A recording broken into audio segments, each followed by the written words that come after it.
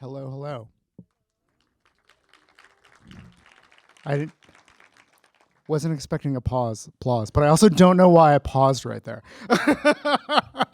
Good evening, everyone. Welcome to the Walker Art Center. I want to start tonight by acknowledging that the Walker Art Center and the Minneapolis Sculpture Garden sit on the traditional, ancestral, and contemporary homelands of the Dakota. This site, which once was an expanse of marshland, is a site that was very important to the Dakota, but also many other indigenous nations who lived in and around this area. Tonight, I am thrilled to welcome you all here to the cinema, and a lot of you, thanks for coming out. I really love seeing this many people in the cinema, to a program that will begin tonight with a film called Still Here by Christopher Harris, who's a filmmaker from Iowa City, who's joining us. He's lurking somewhere up there in the back, but will be down here on stage after the film, with artist Kahlil Robert Irving. Kahlil Robert Irving currently has an exhibition up in the Burnett Galleries that's on view for another week and a half or so now is your last chances to see it. Kahlil lives in St. Louis, which is the city where Still Here was shot. When I kind of speak those acknowledgments that you hear and are kind of familiar with hearing at cultural events, one of the sort of functions that are often kind of put into those statements are these sort of framing of a temporality around time. And that sort of framing about how we understand and live with history and how history lives within the contemporary moment or the future moment is something that has very much been on my mind for many years since I first saw Christopher Harris's film, not when it was made in 2000, but in the year 2017. And the structure of what we're going to do here tonight is something that sort of speaks to that temporality. Christopher is an artist who's, maybe about a generation or so ahead of Kahlil, who's an artist who also lives and makes works about St. Louis. And so what I was really interested in doing here today was not only drawing some lines and some links between what we do here in the cinema and what happens in other places in this building and keeping those threads and tenons alive, but also staging up a place where two vibrant, amazing, engaging artists that did not know each other before today we'll have a chance to talk about place and how history is lived in that place, how we remember history in that place, what is seen and what is not seen, what is present and what is absent. I'm not even sure what they're going to talk about, but I think that it will be, I'm quite certain it will be a riveting and engaging night. The film runs about an hour. When the film is done, after the credits, Chris and Kahlil come out on stage. They'll have a little bit of chat. They'll ask you guys if you have anything that you want to add. You can do that. And then, I don't know, we'll call it a night. We can say hello in the lobby and chat there. Thanks all for joining.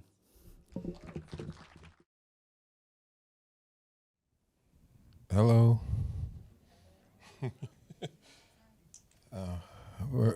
First of all, thank you all for coming. It's a pleasure to get an audience of this size. I have good reports on all of you, that you're with the film, and I think they called you a good audience. So I'm happy about that, but I'm also very grateful for your presence. I mean, it's not like I think it's somewhat of a challenging film in many ways, possibly, and it's always gratifying when an audience sticks with it and goes along with it. And I just want to acknowledge the Walker and Pablo, and thank everyone, all the staff who've been so kind to me today. I had a really intense morning as I arrived.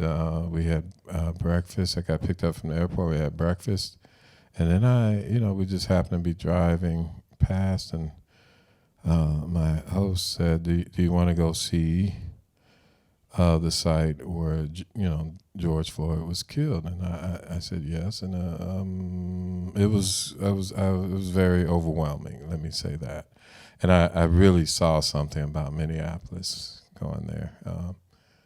You all have incredible people here, incredible city, and I mean, I feel the solidarity, the solidarity of love in that site, and so I've never seen anything like that. And if you don't live in Minneapolis, you don't know. 99 out of 100 people have no idea of what they will see if they go there. I really do think.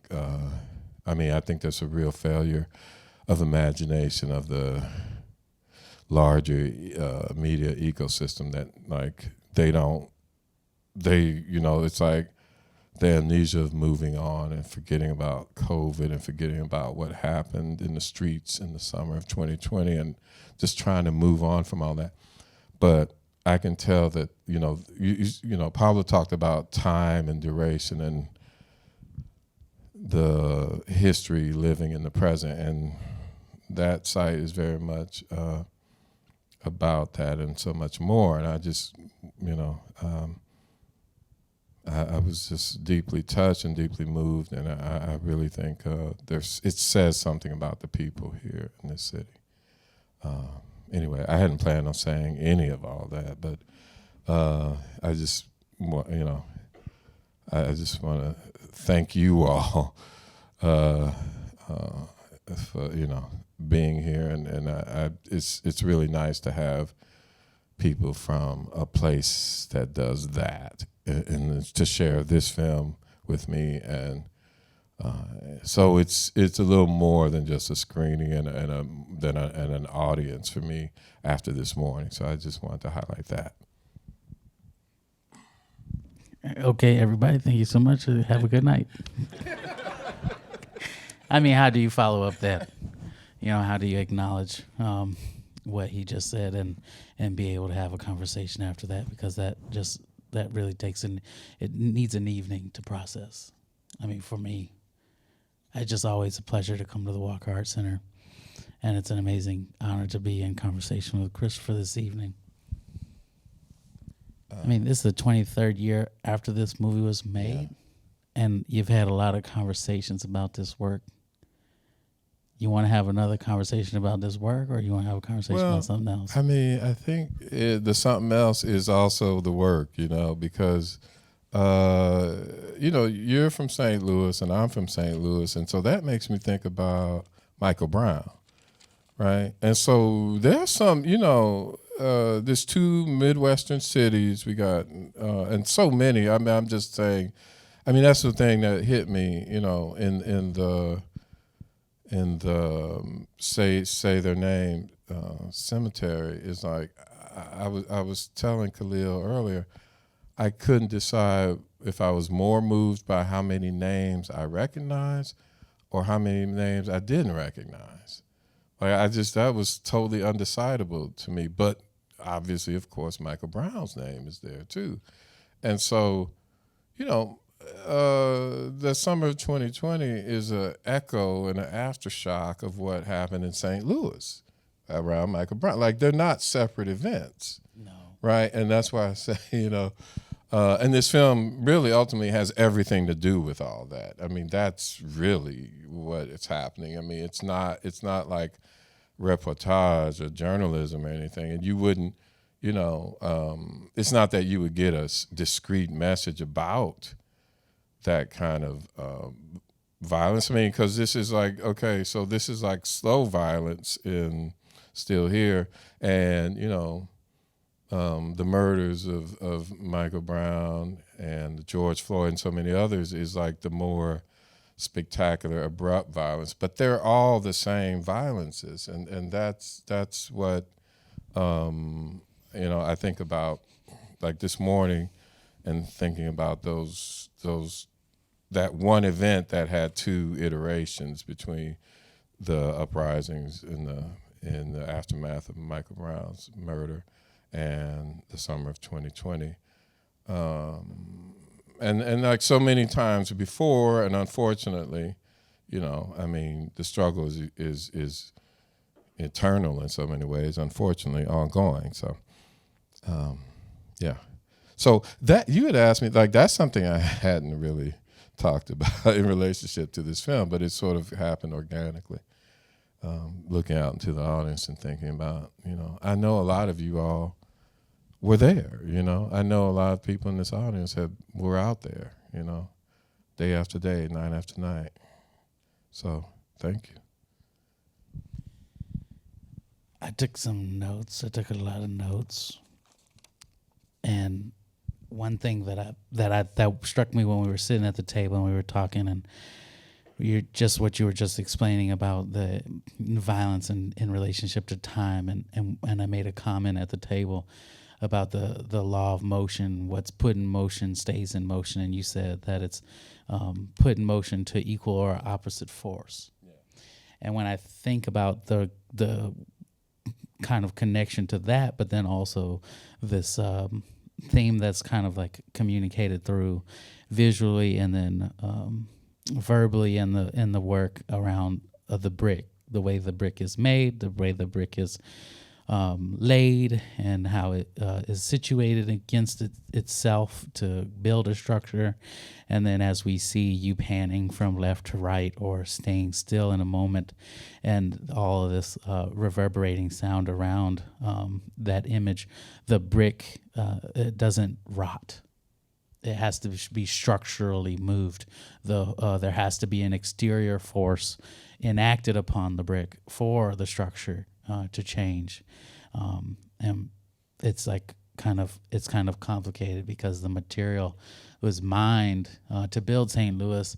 The underneath the city there was an area. It's kind of a geological term called a syncline, and the syncline had red earthenware, fire clay, and coal underneath it. The buildings are built out of the red earthenware. The kilns that fired the brick were built out of the fire clay, and the coal underneath those two layers of clay fired the kilns that fired the red brick that built the city. And so to live in that city and to be in an environment that has such strong material capacity, it's very complicated to watch a movie like this and then also see examples of this still existing, but then the brick is still not rotten. The brick is still valuable. The human labor that's able to exist or be put into catalyzing the opportunity for this module to exist is still present, despite what we were talking about earlier in relationship to extraction, that the white communities that were coming from Europe to St. Louis to build these communities, these communal structures, I should say, they left the inner city, started to develop a major county or outer city region, and black people moved into those homes, and then the generations after didn't necessarily have the financial capacity, ability to uphold those properties, and so you start to see degradation, but the divestment or the extraction begins with the resources and the initial generations of people who intended to live in those homes left. And it's interesting, too, to live in St. Louis in 2023. The population has declined significantly, but the labor in many ways I feel like is transferred. It's not necessarily focused on building buildings per se, but for when I was in middle school, it was about experiences of building, being with each other. I feel like, I hate to say this in this auditorium, but I have to say it. When I went to middle school, I feel like I went to a predominantly black middle school, and I feel like I earned 2 or 3 of my black cards in middle school because it was such a complicated environment to kind of survive in a way, but then it wasn't necessarily surviving. It's much like being in the presence with you, or a few weeks ago I was having a studio visit with Oliver Lee Jackson, who's an older gentleman who lives in Oakland, who's also from St. Louis, and talks about St. Louis and the problems with St. Louis. And he's 88, and he's still thinking about the very things he was living through in the 60s and 70s. So it's just really special to kind of move around some of those things, push those things around with you this evening. So I don't necessarily have a direct response to those things, but I can tell you what some of what you were saying makes me think about. And one of the things is how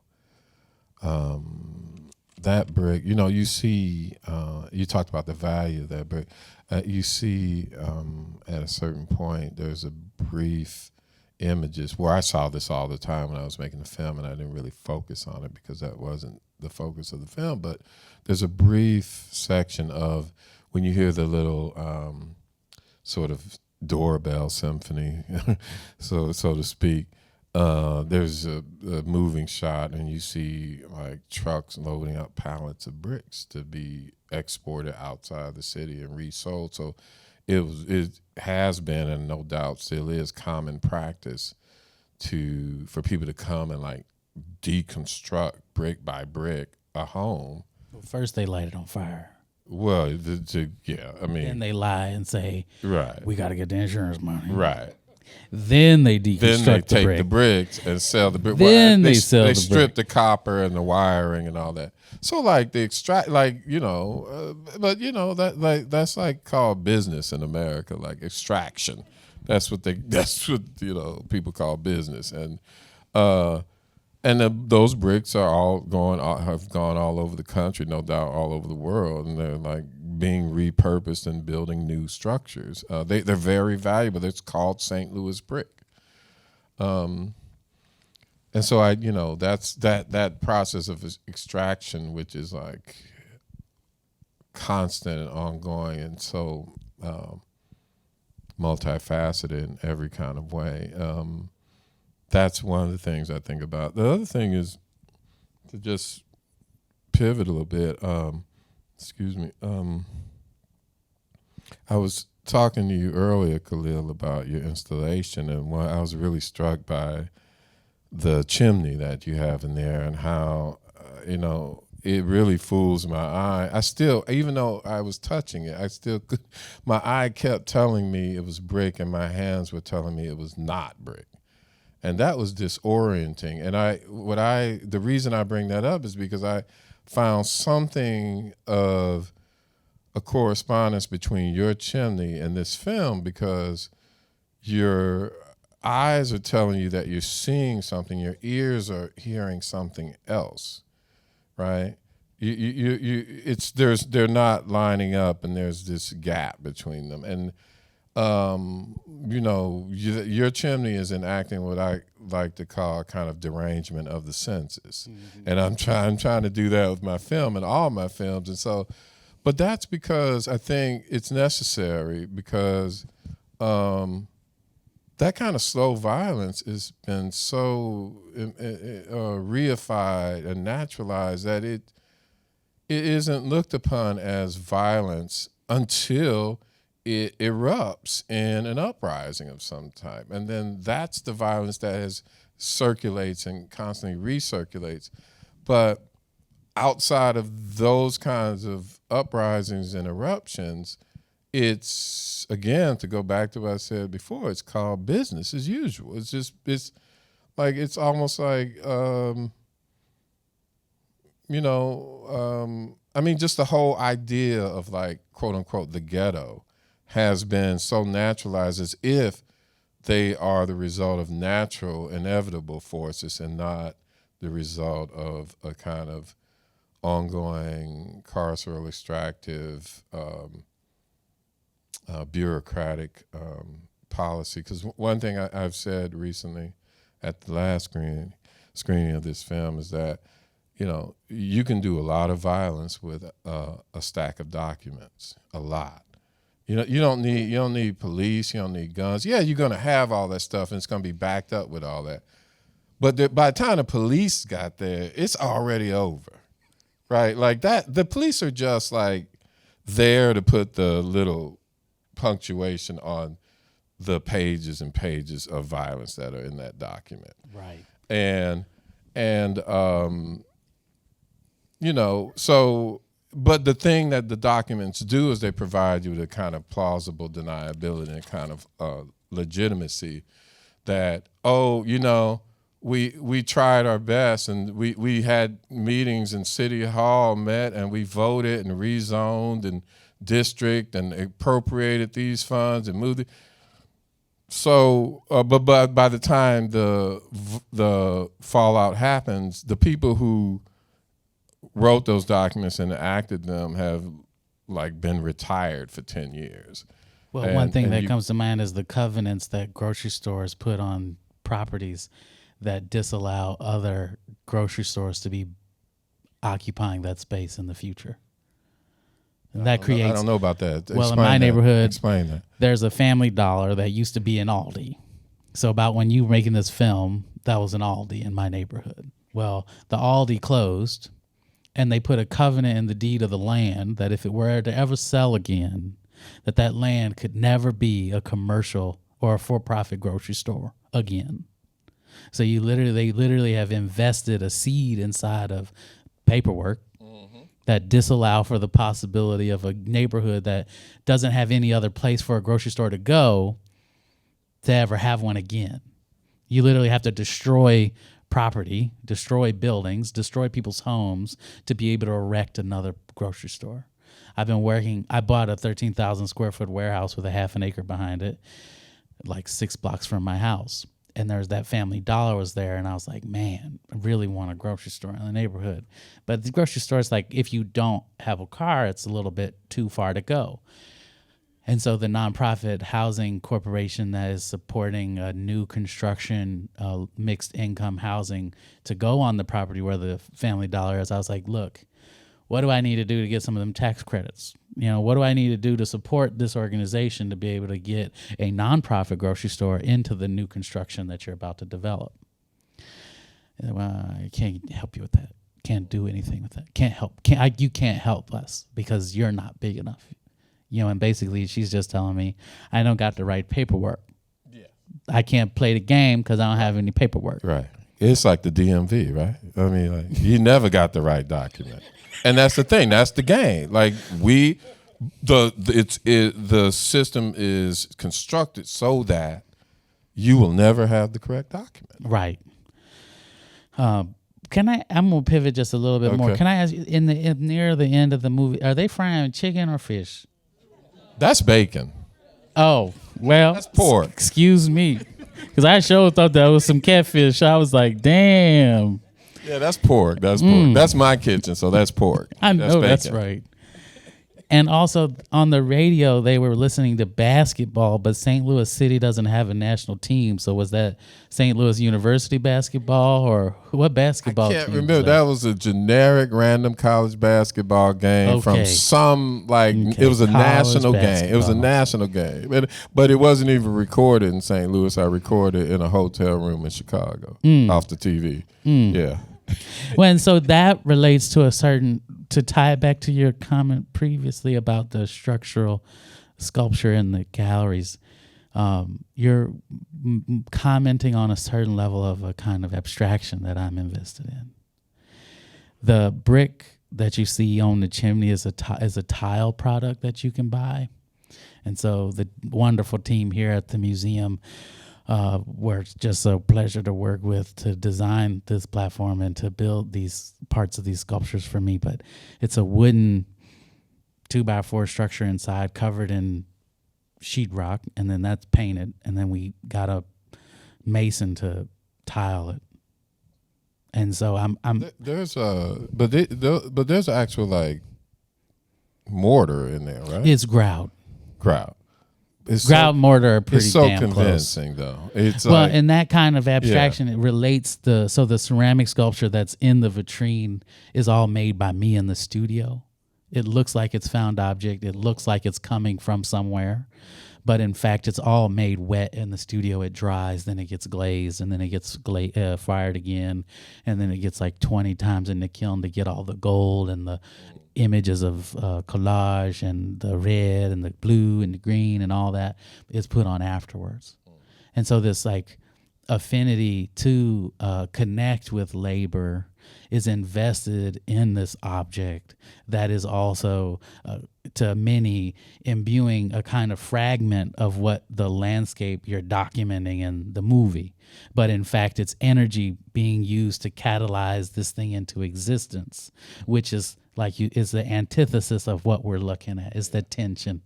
But the tension for me in the history of ceramics is a tool that has been used for white supremacist tactics to disallow for certain things to be what we know they are, or for there to be a proprietary ownership of something. And ceramic material or clay is mined for an industrial application that we see being dissolved in the video. We also see it applied in cell phones and cars and different industrial applications today that is so far away from the hand that we don't necessarily get to see that connection anymore. And in the exhibition, Archaeology of the Present, the goal is to make a place in which many can engage, but there's this through line between all the things, the objects or the video or the sculptures that people can touch, that there's a connection to industry, but the way they're applied are all each different.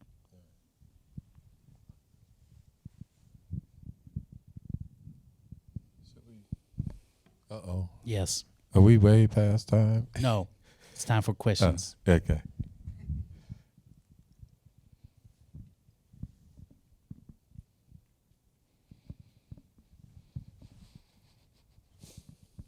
I've got one here. Thanks. Two semi-related.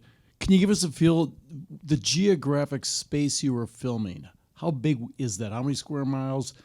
And then what's your estimate of when did the abandonment and deterioration occur? What was the time frame? I'll take the second question first. My estimate is I can pretty much nail it down within a window because I left St. Louis in 1980. What happened in 1980? Reagan was elected president. We had the Reagan 80s were inaugurated. I came back to St. Louis in the early 90s. When I left, it didn't look like that. When I returned, it did. So that's when it happened. During the Reagan era, the trickle-down economy and the extraction that represented.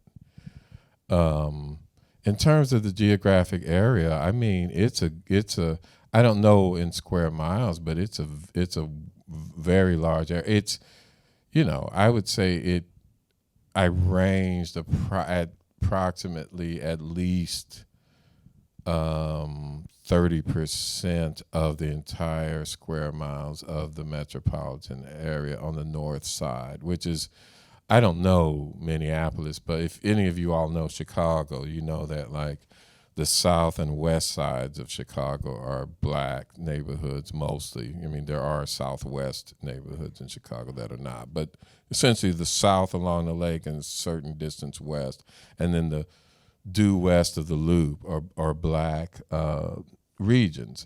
And so the south and west side of Chicago will be, the north side of St. Louis is analogous to like the south side of Chicago. And so I would say, roughly 50% of the city is the north side. And I would say probably I was probably 75% of that area I ranged over, I would just do over successive days. I'd just drive around. I'd see something, plant my camera, or drive past. I had working with somebody, shoot it. There was a lot of footage that didn't make it into this film. But then the funny thing is this north side looks like that. I live on the south side, and I grew up mostly on the south side.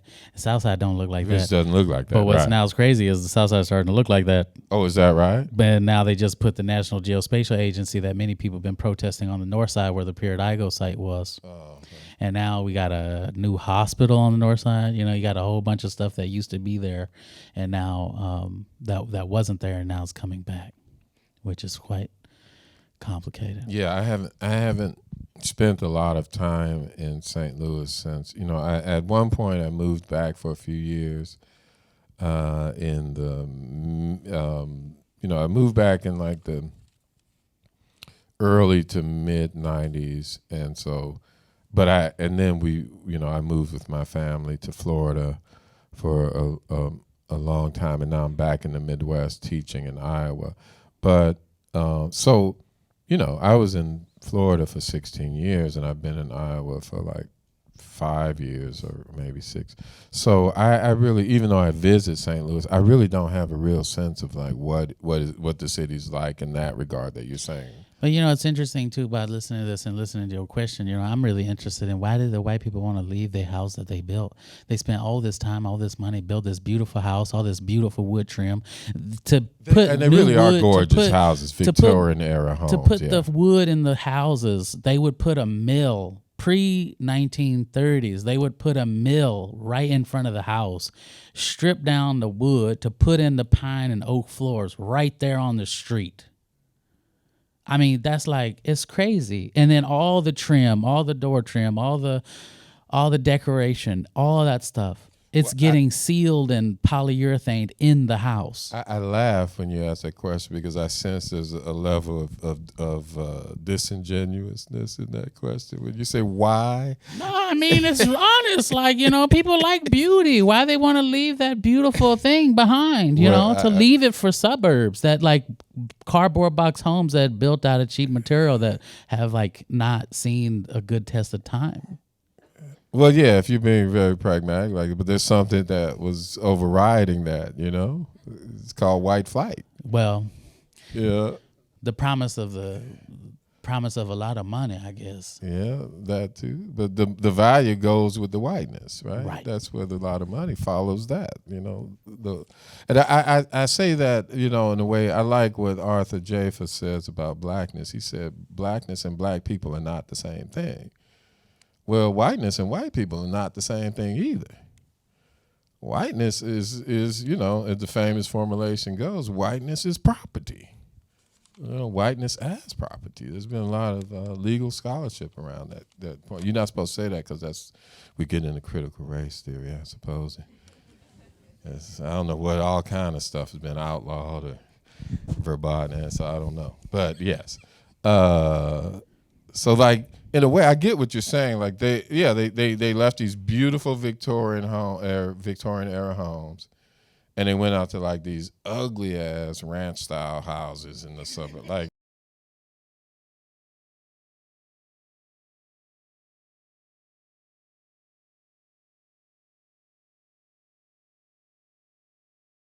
I didn't mean it like that. Please forgive me.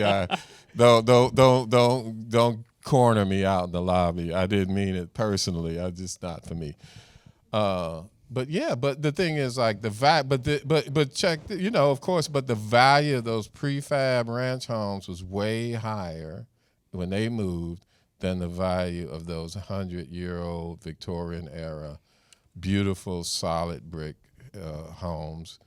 But the value didn't reside in the construction or in the house. It resided in the whiteness. Yeah. And they took that with them. Right. There was someone here in the front.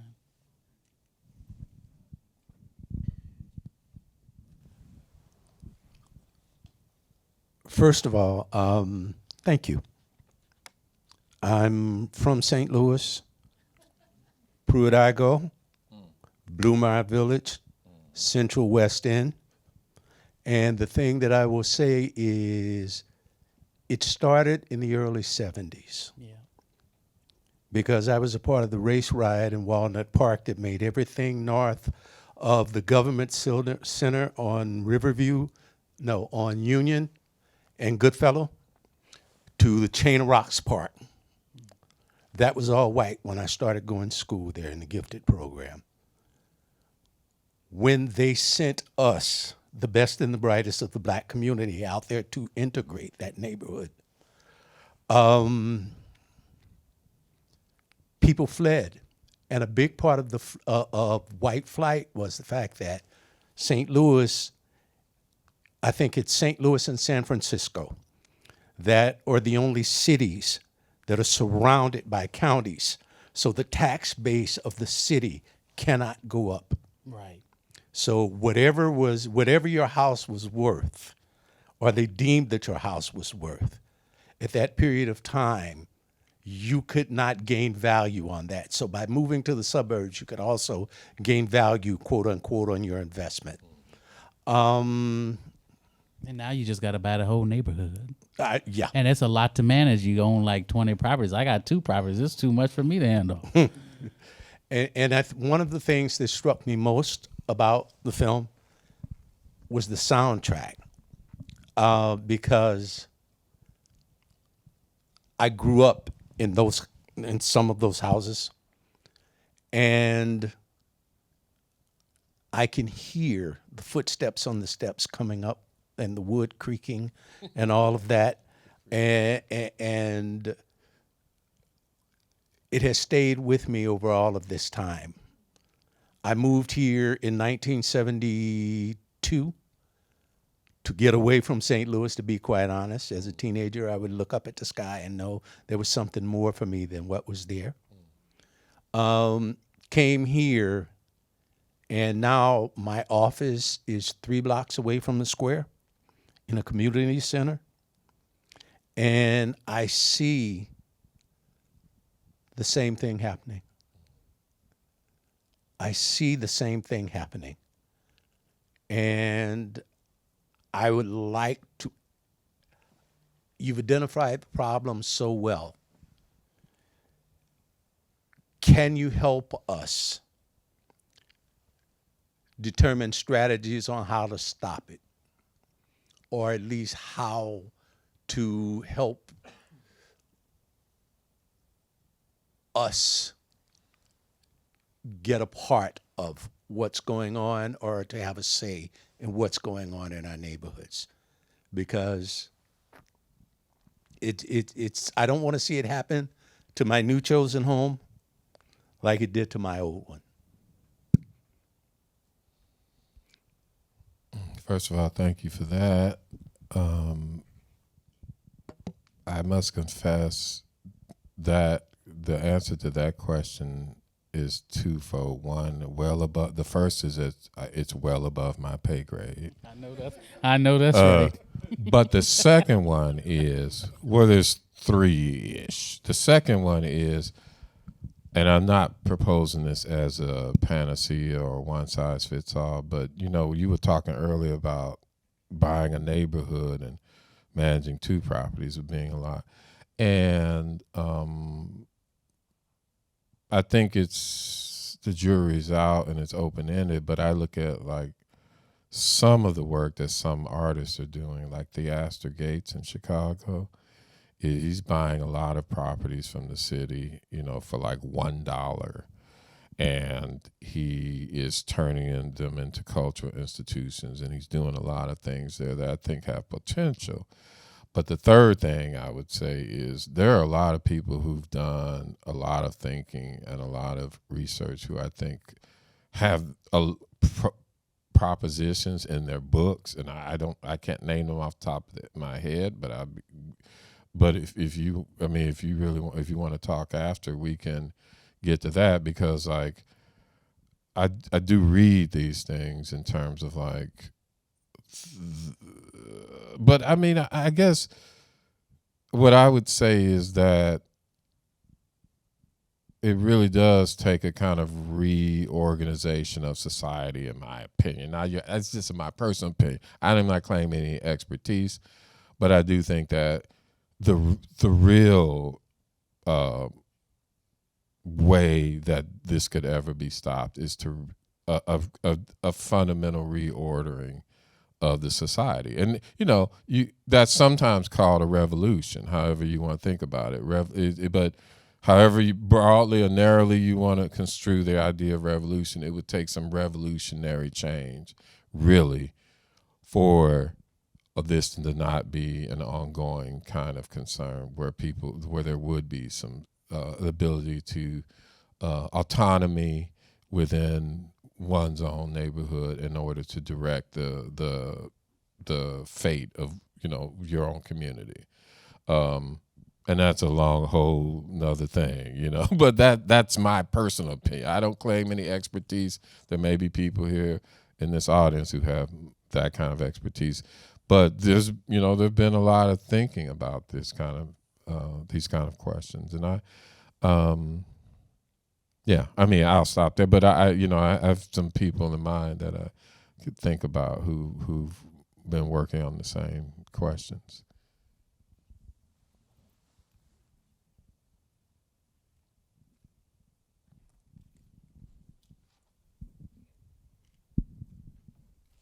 Hello. Christopher and Kahlil, thank you both for being here tonight. When I think about the archaeology of the present and still here, I think about preserving and experiencing the here and now, but I have a question more about the future. I hope that's okay. What are your thoughts on outside development efforts to revitalize the city of St. Louis, like the Gateway South plan, if you're familiar with that? Do you know anything about that? Because I don't know anything about it. And like I said, I haven't lived there for a long time, so I'm not really conversant with a lot of like what's going on now and plans for moving forward. Or do you have I know you don't have the mic, but do you have a connection to St. Louis that you're aware of that, or is it something you've studied from afar? Okay. Okay. Yeah, I don't know about those kind of things, but like, I mean, you know, and I'd have to see it to have any kind of informed opinion about it. But again, I mean, to me, it's like whatever, you know. I mean, how many urban, you know, renewals have there been, right, in our lifetimes? Like, if you I'm just saying. Urban renewal is like, but that to me, you know, I'm just saying without the specifics, to me, unless the assumptions underneath it are radically different, I don't think you can expect a different outcome ultimately in the long run. Because, like, I mean, the truth is, like, powerful people don't set things in motion that's gonna like share their power. That's not really. I mean, it's dressed up as some kind of democratic process, but it's not. It doesn't ultimately function that way. And this is what I was referring to earlier by like this idea of plausible deniability, because it can have all the right sounding words, and then, you know, 10 years after the grocery store closes, there's still no grocery store there because there was a clause in the document that prevents that from happening. So it's like a long acting time bomb that goes off long after they've left the scene of the crime, you know? And so, you know, like whatever this plan is, it might sound really great. It might even appear great in a certain time frame. But then ultimately, if you look up another 10 years after that time frame, you look around and say, what happened? Like, we thought this was gonna possibly be something for us, and it turned out not to be. I don't know about the program, to be honest, but there have been some developments, like there's the Great River Greenway where they're constructing the arch grounds was turned into a national park. And the Great Rivers Greenway is starting to design and have been implementing parks being in, like, kind of going from the arch all the way to Washington University, connecting. Supposedly the plan is to connect all the major parks in the city, from the arch all the way to Forest Park, and from Fairground Park all the way to Tower Grove Park. That's being enacted. With greenery? Greenery. Oh. That's being enacted right now as we speak. Like, Yeah. that's pretty wild.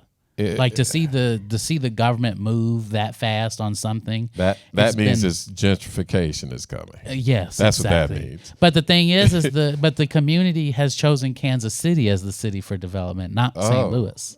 Kansas City has seen a major growth in population, influx of capital, influx of investment, construction.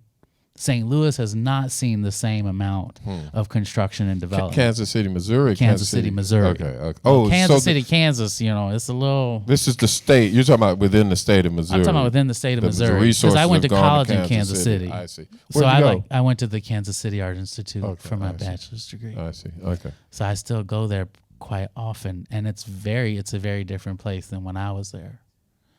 So it's tough. All of this information is quite, it's tough. I mean, it's 8:53, Pablo. I don't know. Okay. All right, one more question. One more. One more question. A hard one, please. Give us a hard one. Oh no, thanks a lot. You take it. I'll take it. I like playing badminton with words. Hi. I'll try to make this as hard as possible. One thing in particular that struck me while watching the film is the how the words of the title act as homophones. And I mean that in the sense of still here, we are still here, but still here, be still and hear, or be still and listen. And you were talking about, you said sensory derangement. Was that what you said? Derangement of the senses. Derangement of the senses. Yeah. And I didn't feel that. And I mean that in the best way possible. When I was watching, the sounds made sense with what I was seeing. Well, you're on the right wavelength for the film, though. But go ahead. Go ahead. Well, so what I'm trying to ask is, as I was watching, and with y'all, the conversation about the bricks, it was as if the home was creating those sounds. The structures we were looking at were telling those sounds as part of their memory.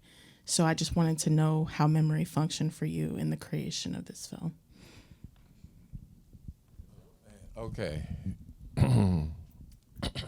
Well, how can I answer that? Like,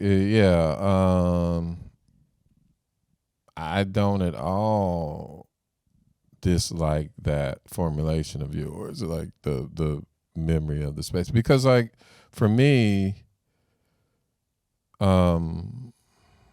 I have a very I think the word might be haptic. I have a very haptic relationship to memory. In other words, like materials and objects and textures. Like I have this relationship with like presence and spaces where I'm very much, I have, it's like I realize even saying this, like I unconsciously am just like looking at, like I know what this carpet looks like and I haven't really looked at it. But I have, but not consciously. Like I'm always orienting myself to like the materiality of spaces and like what is this thing? And some of my earliest memories of growing up in St. Louis has to do with like the way that buildings and architecture and certain spaces like corner stores looked in St. Louis when I was growing up. And corner stores don't look like that anymore. It's hard to describe, it's hard to explain, but I was always very much attuned to the materials that things were made out of and how they were designed and how they looked. And so I say that to say that, I really believe, for me, in a sense, my orientation towards memory is for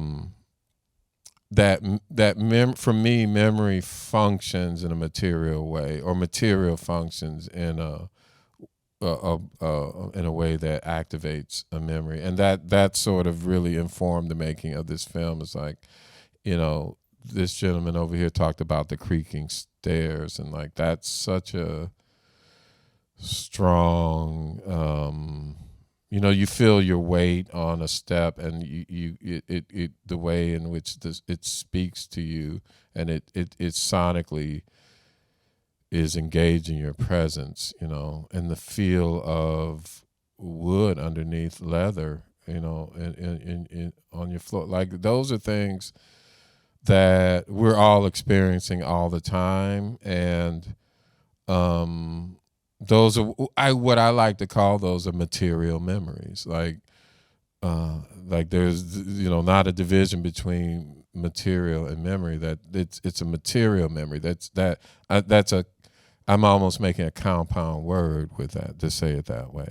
And so I think you've touched on something like very perceptively about the way that memory functions for me in the making of this film, is that in a way, those spaces are making those sounds, right? Because they are making those, like that's where the sounds are coming from, those spaces, right? the material, whether it's like a frying pan with some bacon, or a shoe on a floor, or a telephone ring or a doorbell, because that's like one thing that's different now is like when your cell phone rings, I don't know what's happening, but when a telephone like that rings, there's a little hammer hitting a bell. That's a different thing. That's something else. That's a material. It's happening. Yeah, yeah.